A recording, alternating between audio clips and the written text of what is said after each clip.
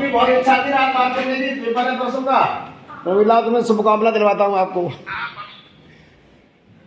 परसों एग्जाम है, हाँ तैयारी की है बच्चों? अच्छे से पेपर करके करना आप सब लोग, ठीक है? ये पदवी है आपकी। कैसे बेटा?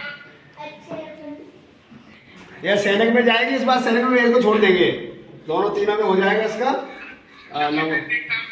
चलिए चलिए, तो कल कैसे परसों कैसे लेके जा रहे हो बच्चों को? परसों गाड़ियों से भेजेंगे, कासगंज के बच्चे तो यहीं चले जाएंगे, लोकल गाड़ियों से आ जाते हैं लोकल वाले तो। कुछ बच्चे अलीगढ़ के हैं, कुछ वहाँ के हैं, आपके बरेली का भी बच्चा है, उसके गार्जियन से आ जाएंगे। एटा मैं खुद जाऊँगा लेके। ठीक है सर, चलो ठीक है सर। क्या नमस्ते सर। अच्छे से ठीक है सर। उसको मैं समझी थी मानस मार्किंग। मानस मार्किंग क्या होती जानते हो? आपके 4 क्वेश्चन गलत हो गए, एक क्वेश्चन पे 1/4 नंबर करता था, तो मेरा क्या हुआ, सब बच्चों ने ज्यादातर सब किए, 100 में 100, 100 में 80, 100 में 9।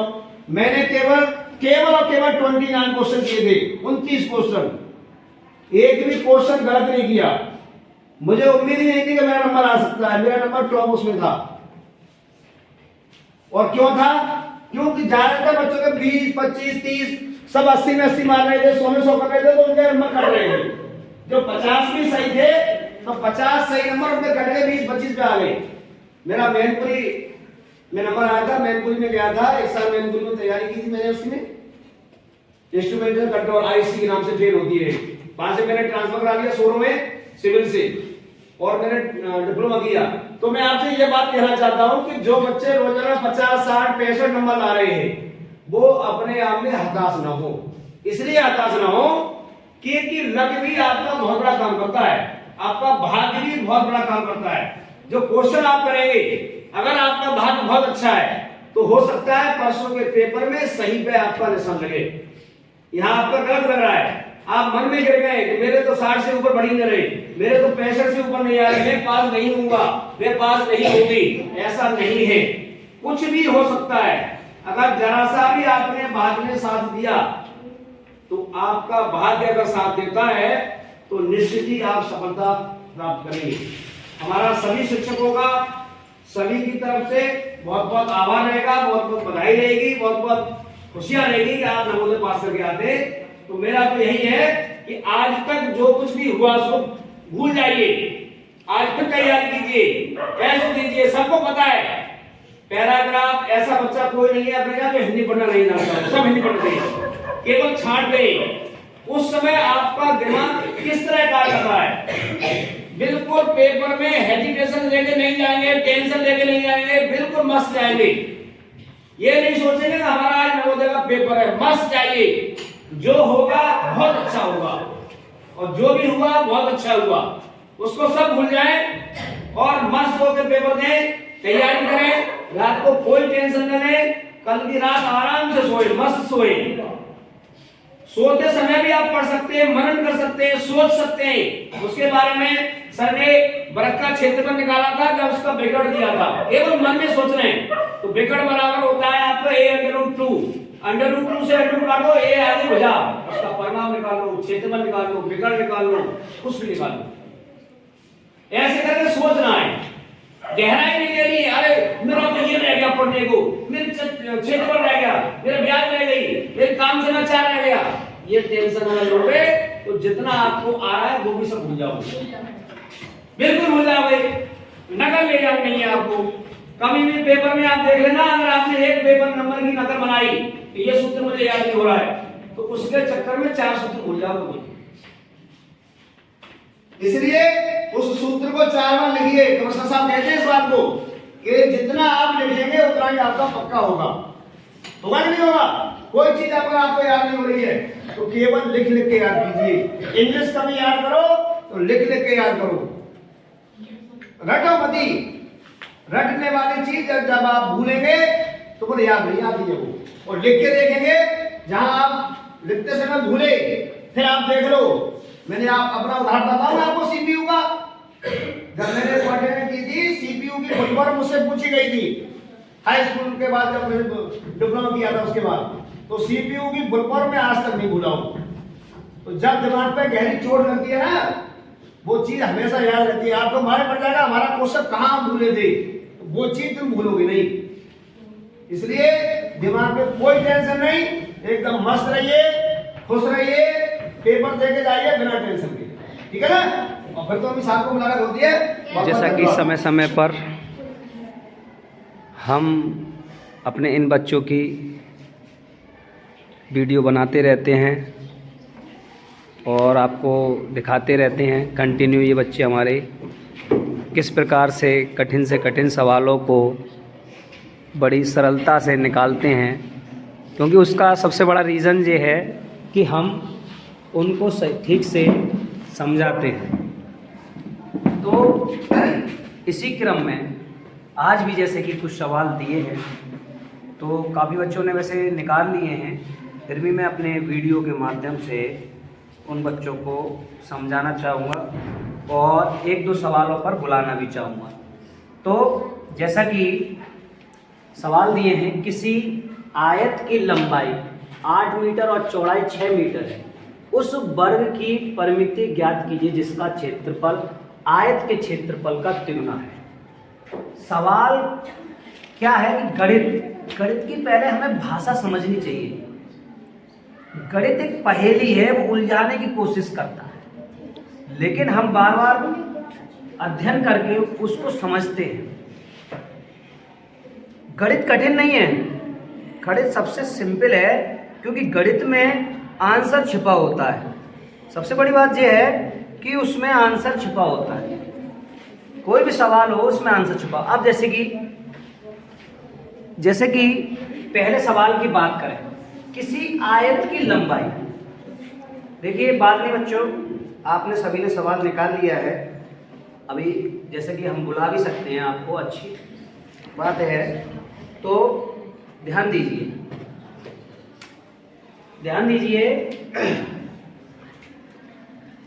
जैसे कि किसी आयत हम जानते हैं बच्चों, सभी जानते हैं, आयत में क्या होती है, आमने सामने की भुजा। बात एक सवाल की नहीं है, बात एक सवाल से कई सवालों को सॉल्व करने की प्रक्रिया को समझते हैं। तो आयत, पर्टिकुलर आयत की पहचान कैसे होती है कि जिसका प्रत्येक कोण 90 अंश हो, वो एक आयत है। जैसे कि हमारा एक ये बोर्ड है, ये भी कैसा एक आयताकार है, क्योंकि इसका ये बिल्कुल देख रहे हो 90 अंश पर बिल्कुल सीधा सीधा है, ना टेढ़ा है ना वैसा भी है, तो इसको आयत बोलते हैं, ठीक है ना। और क्या होता है इस आयत में, सब जानते हैं चौड़ाई 6 दे रखी है और चौड़ाई कम होती है, लंबाई ज्यादा होती है, 8 दे रखी है। और जो इसकी जो मीटर है, ये क्या है, इकाई का बहुत महत्व है। अब ये क्या कह रहा है, उस वर्ग की परिमिति ज्ञात कीजिए, मतलब इसको ज्ञात करिए, साथ साथ वर्ग को भी ज्ञात कीजिए। अब वर्ग, जैसे नाम से पता लग रहा है, वर्ग क्या है, जिसकी चारों भुजाएं समान होती हैं और प्रत्येक कोण, मतलब आयत से क्या कह रहे हैं हम, क्वेश्चन में ही आंसर छुपा होता है, तो उसी की तरीके से चल रहे हैं। तो अब आयत से वर्ग की ओर इन्होंने बात की, लेकिन क्या बात करी, ज्ञात की जिसका क्षेत्रफल आयत के क्षेत्रफल का तिगुना है, मतलब इसका क्षेत्रफल आयत के क्षेत्रफल से 3 गुना है। मतलब कहने का क्या मतलब, 3 गुना। गुना का मतलब क्या है, कोई चीज। अब सपोज दैट आप आइए, आपकी उम्र 10 साल है और मेरी 30 साल है, तो मैं इनसे कितना ज्यादा हूं, 3 गुना। इनको मेरे बराबर आना है तो क्या करना पड़ेगा, 3 का अपने में गुणा करना पड़ेगा, तभी तो बराबर आएंगे। तो अगर इस सिस्टम को आप समझ गए तो गणित बहुत सिंपल है, कभी नहीं भूलेंगे। तो ऐसे ही इन्होंने जो बात करी, क्या बात करी भैया, कि आयत का क्षेत्रफल बराबर किसके बोल रहे हैं, वर्ग के क्षेत्रफल के। लेकिन अभी ये बराबर नहीं है, अभी ये बराबर नहीं है। क्यों नहीं है? क्योंकि बराबर जब होगा जब आयत के क्षेत्रफल का 3 गुना, मतलब आयत में मैं 3 का गुणा कर दूंगा तब वर्ग के क्षेत्रफल के बराबर आएगा। इस प्रक्रिया को अच्छे से आप समझ लो कि कोई चीज हमारे बराबर में कब खड़ा होगा। अब यही है, अगर मैं इसको खड़ा करना चाहूं तो मुझे इतना ऊंचा डिब्बा लगाना पड़ेगा, कुछ लगाना पड़ेगा, तभी तो मेरे बराबर के आ पाएंगे। और उम्र के हिसाब से वो मेरे बराबर आना चाहेंगे तो अपने उम्र में मल्टीप्लाई करेंगे तभी तो ये जो बराबर का निशान है उसको हमेशा ध्यान रखना, वो बराबर क्यों है। अब हमें यहाँ पर दे तो नहीं रखा है, आयत का क्षेत्रफल दे रखा है कहीं नहीं, तो हम जानते हैं L इंटू बी, वो क्या है आयत का क्षेत्रफल, और वर्ग का क्षेत्रफल क्या होता है भुजा स्क्वायर या a का स्क्वायर, जिसको मान लेते हैं। अब L इंटू बी हमारे पास दे रखा 8 और 6, तो 3 गुणा 8 गुणा 6, और मीटर और मीटर मिलकर के मीटर स्क्वायर या कह सकते हैं वर्ग मीटर, और इधर क्या है भुजा का स्क्वायर। इतनी बात आ गई समझ? अब हमें ये देखना है कि वर्ग का परिमाप निकालना है, और वर्ग का परिमाप, परिमिति या परिमाप बात देती है, वर्ग का परिमाप या कह सकते हैं परिमिति बात एक ही है, वो क्या होती है 4 गुणा भुजा।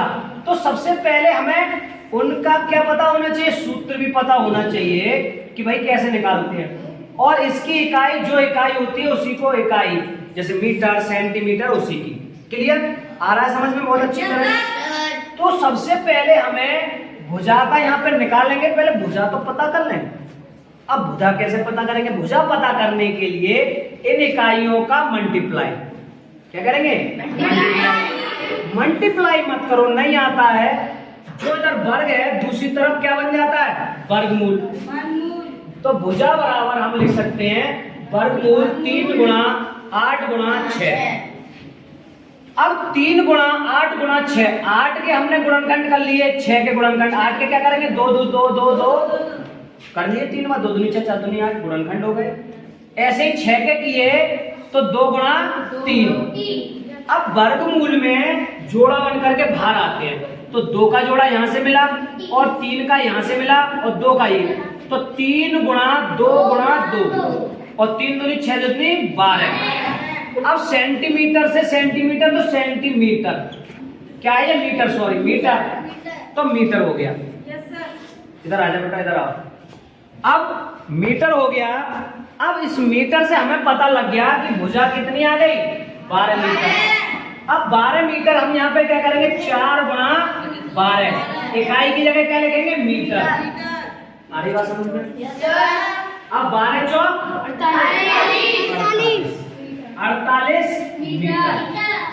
अब देखिए कहाँ से चीज कहाँ बनी, लेकिन सब इसी में लिखा हुआ है, पूरा गणित की भाषा में लिखा हुआ है, अपनी तरफ से कुछ नहीं किया। इसी प्रकार से अगला जो सवाल है, अगले में भी देखिए क्या कह रहा है कि राशि 25% वार्षिक दर से साधारण ब्याज पर कितने समय में अपने से 3 गुनी हो जाएगी। मतलब फिर से 3 गुनी का ही बात, इसमें भी 3 गुनी, लेकिन दोनों का मेथड अलग है। ये हमारा क्षेत्रफल से रिलेटेड है और ये हमारा साधारण ब्याज।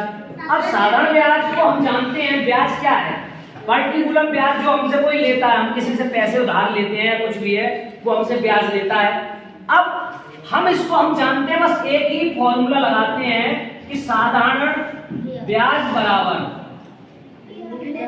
मूलधन गुणा दर इंटू समय बटे 100। अब ये चीजें इसमें हमें ढूंढनी है। अब ढूंढनी कैसे है, इसमें तो बस ये दे रखा है 25% वार्षिक दर, खाली दर दे रखी है। साधारण ब्याज पर कितने समय में, समय भी पूछ रहा है हमसे, 3 गुनी हो जाएगा, इतना दे रखा है। तो हम ऐसे सवाल में पर्टिकुलर सोचो, मान लेते हैं, मान लिया हमने 100 रुपए किसी से लिए, मान लिया। अब 100 रुपए 25% से 3 गुना हो रही है, मतलब 300 हो रही है। तो ये 100 रुपए मैंने पी मान लिया प्रिंसिपल, और 300 रुपए हो जाती है, ये मेरा क्या है अमाउंट। अब ये क्या है मूलधन, ये क्या है अमाउंट, अमाउंट मतलब मिश्र धन। अब यहाँ से यहाँ तक पहुंचने में इसको जो खर्चा हुआ 200 रुपए, मतलब ये क्या है सिंपल इंटरेस्ट। तो हमें कितनी चीज मिल गई, 1 2 और तीसरी ये है। और इसमें क्या कहते हैं, 1 2 3 4 चीजें हैं, 3 चीजें दे रखी होती है, चौथी पूछते हैं, तो उसको उठा करके उस जगह पे रख देते हैं। तो 200 मैंने एसआई की जगह पर रख दिया, मूलधन 100 माना था और दर 25 दे रखी है, समय पूछा है और 100। जब इसको हल करेंगे 100 से 100 का भाग चला गया और 25 का भाग दे दिया। कितना बार गया, 8 बार। तो 8 बस सब अपना अपना मिलाएं। बहुत सुंदर। इसी क्रम में फिर से इन्होंने क्या बात कही कि वस्तु 80 रुपए में खरीदी गई और 25% लाभ पर बेची गई। अब देखो हर चीज अपने आप में 100% होती है, चाहे बेचो चाहे खरीदो 100% होती है। तो वस्तु 80 रुपए में खरीदी गई, इसने अब खरीदने को क्या कहते हैं, क्रय किया, खरीदने को क्रय, ठीक है ना, और बेचने को विक्रय और खरीदने को क्या कहते हैं, कॉस्ट प्राइस। मार्केट में जाते हैं, पूछते हैं भैया इसका कॉस्ट प्राइस क्या है, मुझे खरीदना है इसलिए। तो अब ये 80 रुपए में खरीदी गई कोई चीज, 80 रुपए में ले ली, अब 25% लाभ पे बेचेगा। अब ये 80 रुपए अपने आप में कितने हैं, 100%। अब 25% लाभ पे बेचना है तो 25% इसमें जुड़ जाएंगे, तो 125% से बेचना है। तो 80 को 125% में बेचना है, 25% से निकल करके नीचे हो जाता है 100, 0 से 0 और 8 का गुणा कर दो, 10 का भाग दे दो, तो 8 पंजे 40, 4 आ गया, 8 दूनी 16 और 2 आ गया, 8 एकम 8 और 10 और नीचे 10 बचाई है, 0 से 0 100 रुपए। कितना सिंपल, मतलब हम सिंपल तरीके से सवालों को समझते हैं, रटते नहीं है, रटेंगे तो भूल जाएंगे। तो आगे बढ़ते हैं। अब ये भी देखिए किसी कक्षा में 72 छात्र हैं। अब ये 72 छात्र भी 72 छात्र उपस्थित थे, मतलब प्रेजेंट, मतलब स्टैंड प्रेजेंट, मतलब बच्चे पढ़ रहे हैं और 8 एब्सेंट। अब घर किसी कारणवश आ नहीं पाए, 8 बच्चे घर रह गए, लेकिन हमारी टोटल क्लास क्या है, टोटल बच्चों की क्लास कितनी है, 72 और 8 80 और 80 ये अपने आप में 100% है। कैसी है, 100%। तो हमेशा हम परसेंट निकालते हैं 100% में से। तो हमसे पूछा है अनुपस्थित, मतलब एब्सेंट बच्चों का परसेंट। तो आप अनुपस्थित 8 थे, 8 और परसेंट के लिए 100 और परसेंट, 0 से 0, 8 से 8 10% छात्र कैसे थे, एब्सेंट। तो प्रेजेंट कितने होंगे, अब आगे क्रम में बात करते हैं। 10 संख्याओं का औसत 7 है। यदि प्रत्येक संख्या में 7 से गुणा कर दें तो नई संख्याओं का औसत। देखिए जब गुणा की बात हो, भाग की बात हो, जोड़ की बात हो या घटाने की बात हो, वो आप किस में करेंगे, औसत में। तो हमसे 7 का गुणा पूछ रहा है, 7 से गुणा कर दें तो 7 गुणा 7 बराबर, तो नया औसत 49। अगर हमसे कहता 7 का भाग कर दें तो 7 का भाग 1 और 7 में जोड़ दें तो 7। अब जैसे कि लास्ट सवाल है प्यारे बच्चों, बात नहीं है, एक भाग के सवाल में भाजक, तो इसमें हम अच्छी तरह से जानते हैं कि जो बीच वाला है वो हमारा क्या होता है, और इधर वाला और इधर और इसी से पर्टिकुलर एक फॉर्मूला तैयार हुआ।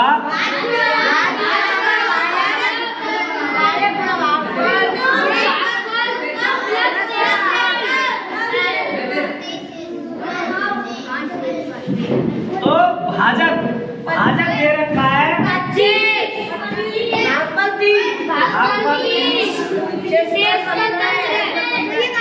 तो 25 दिया 75,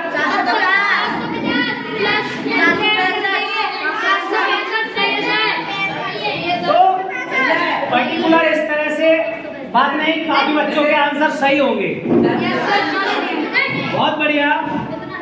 अब जैसा कि समय समय पर हम अपने वीडियो के माध्यम से आपको आपके बच्चों की वीडियो हम डालते रहते हैं कि आपके बच्चे कितने निरंतर पढ़ाई कर रहे हैं।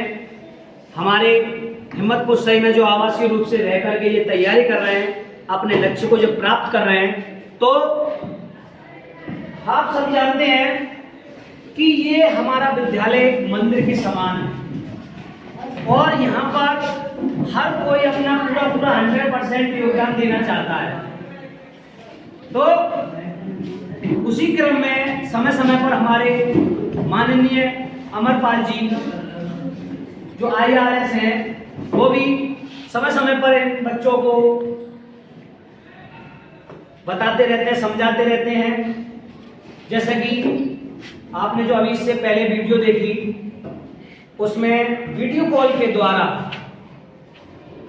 हमारे माननीय श्री अमरपाल जी ने सभी बच्चों को जो नवोदय में जा रहे प्रवेश परीक्षा के लिए एग्जाम देने, उनके लिए सभी को बधाई दी और शुभकामनाएं दी कि उनका अच्छे से रिजल्ट हो, अच्छा निकले। और जैसा कि हमारे आचार्य जी ने अभी काफ़ी कुछ बच्चों को मोटिवेट किया, समझाया कि घबराना नहीं है, अपने सवाल पर फोकस रखना है, अच्छे से समझना है, पढ़ना है, बार बार ध्यान से करना है। बहुत अच्छी बातें बताई। तो समय समय पर हम ये अपने बच्चे समझते हैं और इन बच्चों के जो सपने पूरे होते हैं, हम सोचते हैं हमारे सपने पूरे हों। इसीलिए इन बच्चों को हम 100% देते हैं और ये बच्चे भी अच्छी तरह जानते हैं कि हमारा लक्ष्य क्या है। इसलिए निरंतर बहुत मेहनत करते हैं सभी बच्चे। तो आप लोग भी वीडियो के माध्यम से आप सब देखते हैं वीडियो हमारी, हम वीडियो बनाते हैं आपके लिए, आप तो लाइक तो किया करिए। इन बच्चों के लिए कुछ शब्द तो बोला कि ये थोड़ी बहुत तो हमें भी अच्छा लगेगा। Thank you. ओके।